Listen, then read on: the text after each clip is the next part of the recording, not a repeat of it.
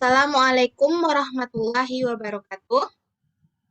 Kami dari kelompok 4 ingin mempresentasikan terkait studi kasus tentang sengketa perbatasan Thailand Kamboja pada tahun 2008 hingga 2011.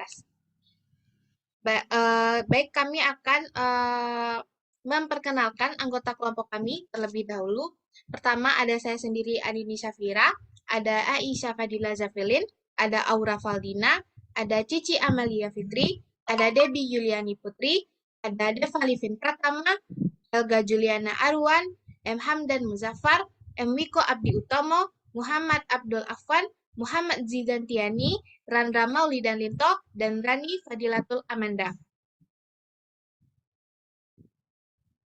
Dan untuk teori yang digunakan akan dijelaskan oleh Saudara Helga. Kepada Helga dipersilahkan.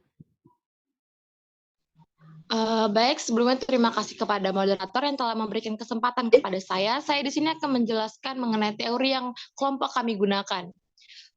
Yaitu sebelumnya saya akan menjelaskan yaitu mengenai liberalisme dan liberalisme institusionalis adalah teori yang sama-sama memiliki pandangan yang positif terhadap kerjasama internasional. Liberalisme institusionalis yang menganggap bahwa organisasi internasional dapat membantu meningkatkan dan mendorong kerjasama antar negara. Adapun poin-poin yang kami dapatkan itu yang pertama, pandangan liberalisme dan liberalisme institusionalis terhadap organisasi internasional yaitu tertera di konsep interdependence dan state center. Yang kedua, kaum liberalis menganggap bahwa kerjasama adalah sesuatu yang lahir atas dasar kebutuhan negara atau kepentingan nasional yang memang pada dasarnya saling butuh dan berdiri atas dasar kesetaraan. Dan yang ketiga, anggapan bahwa institusi tidak hanya akan dibentuk ketika elit negara melihat kepentingan diri sendiri dari kerjasama, akan tetapi institusi dibentuk untuk memfasilitasi kerjasama. Sekian dari saya kembalikan kepada moderator. Terima kasih kepada Helga.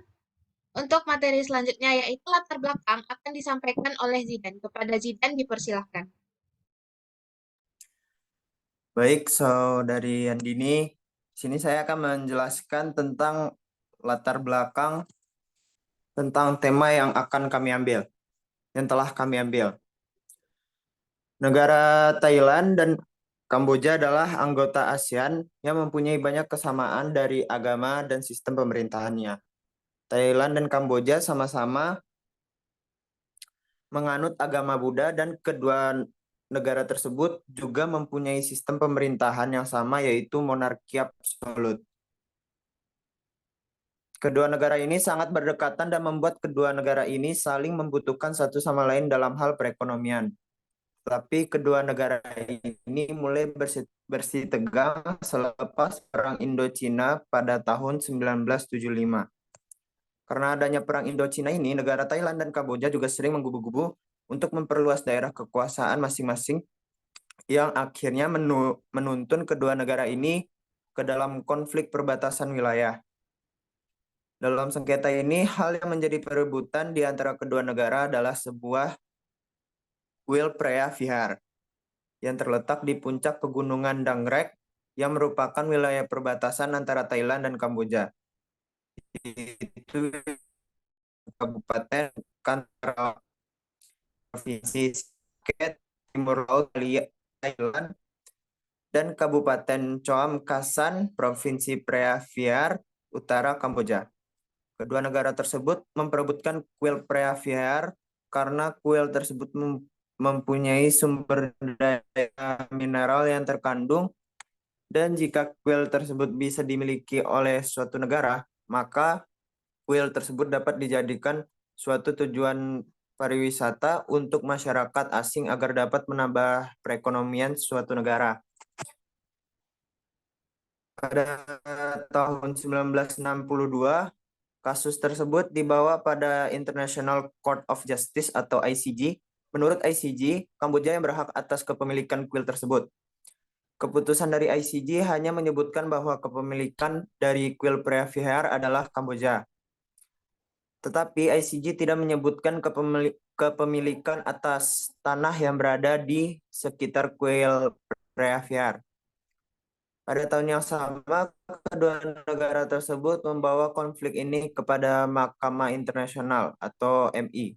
Dan MI juga menyatakan bahwa kepemilikan kuil tersebut adalah Kamboja. Tapi masalah ini tetap saja berlangsung karena MI belum memutuskan atas kepemilikan dari tanah di sekitar kuil hingga konflik berjalan hingga tahun 2008. Konflik yang telah usai kini memasuki era baru. Yang diperebutkan adalah tanah yang berada di sekitar yang mendekati dengan wilayah perbatasan Thailand. Tanah ini yang dituntut oleh pihak Thailand atas kepemilikannya, sedangkan putusan dari ICJ sudah jelas bahwa kuil Previer menjadi milik Kamboja. Untuk menghentikan konflik tersebut, maka proses penyelesaian sengketa pun dilakukan oleh kedua negara. Beberapa negosiasi yang dilakukan pada tahun 2008, pertemuan antara Perdana Menteri Samak Sundarajev dan Perdana Menteri Hun Sen menghasilkan putusan berupa penarikan militer dari wilayah sengketa, tetapi masih belum jelas kapan penarikan itu akan dilakukan. Selain usaha negosiasi untuk mencari solusi bagi konflik perbatasan Kamboja, usaha dengan melibatkan pihak ketika juga dilakukan dengan melibatkan Perserikatan Bangsa-Bangsa atau PBB, ICJ, dan ASEAN. Berbeda dengan Thailand, proses penyelesaian dapat terselesaikan dengan baik apabila dengan metode negosiasi saja. Sementara Kamboja menginginkan adanya pihak ketiga dalam campur tangannya untuk menyelesaikan. Sebelum kasus ini ditangani oleh ASEAN, Kamboja dengan langkah sepihaknya melaporkan kasus ini ke PBB. Namun PBB kembali merujuknya ke ASEAN, karena Thailand dan Kamboja merupakan dua negara yang menjadi anggota ASEAN. Maka ASEAN turun tangan menyelesaikan permasalahan yang ada di antara kedua negara anggotanya tersebut. Pada penyelesaian negosiasi di antara kedua negara, ASEAN melakukan diplomasi bolak-balik untuk mendapatkan informasi dari kedua negara. Sekian, saya kembalikan ke moderator. Baik, terima kasih kepada Jiran. Untuk bagian dari korelasi teori dan kasus akan dijelaskan oleh Saudara Randra. Kepada Randra dipersilakan.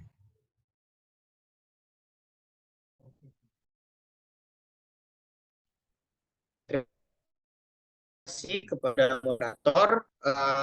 Saya akan jelaskan bagaimana korelasi studi kasus yang kami ambil dengan teori yang kami gunakan. Nah, di sini terdapat beberapa substansi yang akan saya jelaskan, yaitu yang pertama mengenai peran ASEAN itu sendiri, dan yang kedua ASEAN sebagai mediator. Nah, di sini ASEAN dalam penciptaan perasaan saling mengerti, mengatur tingkah laku, serta juga sebagai pedoman dalam cara pandang dan berperilaku. ASEAN sebagai organisasi internasional yang menjadi wadah untuk penyeimbang dan membantu negara anggotanya, juga memiliki fungsi sebagai penengah dan penyelesaian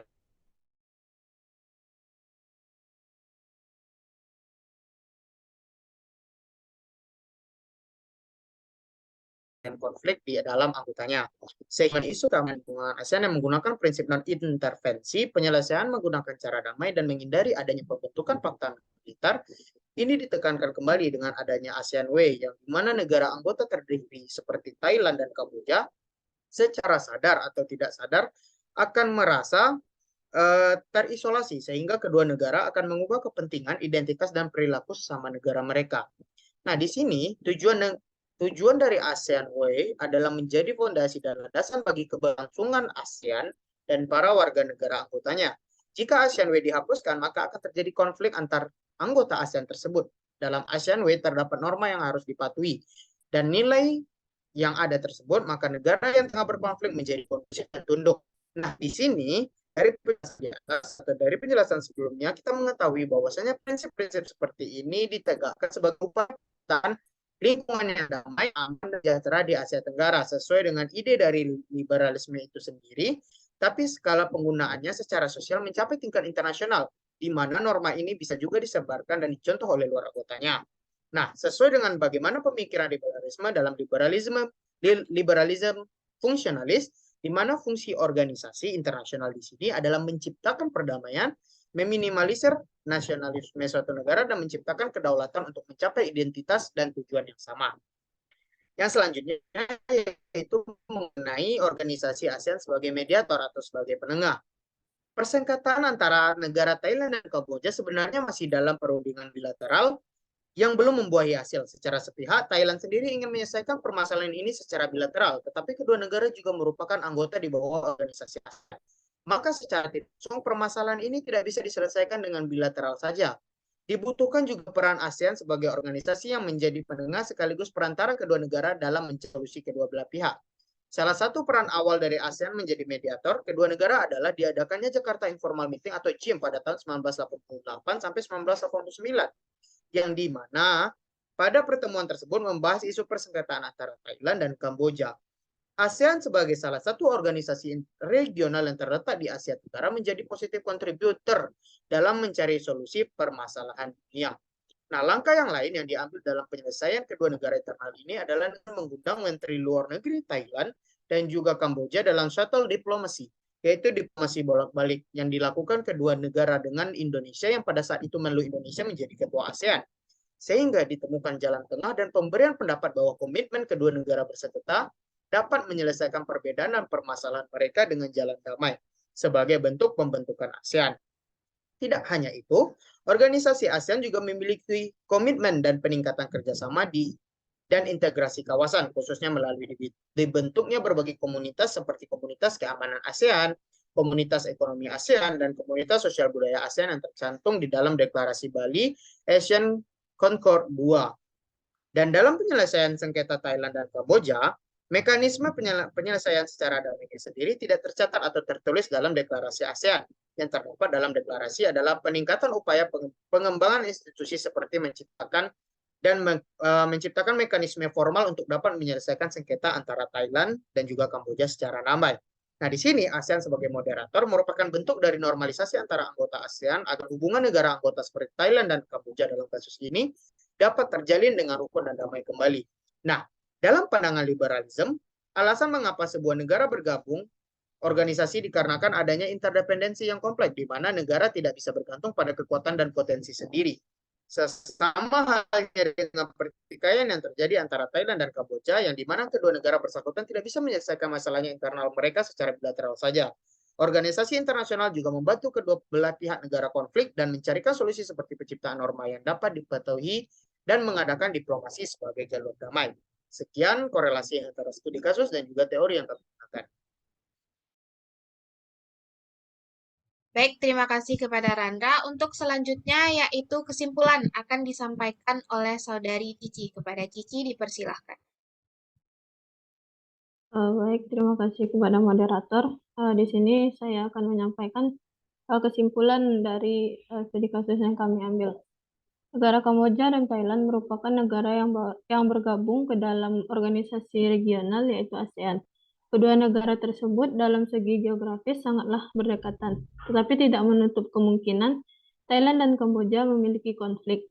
Konflik antara negara ini adalah adanya perebutan terhadap wilayah yang di atasnya berdiri sebuah kuil yang selama 900 tahun.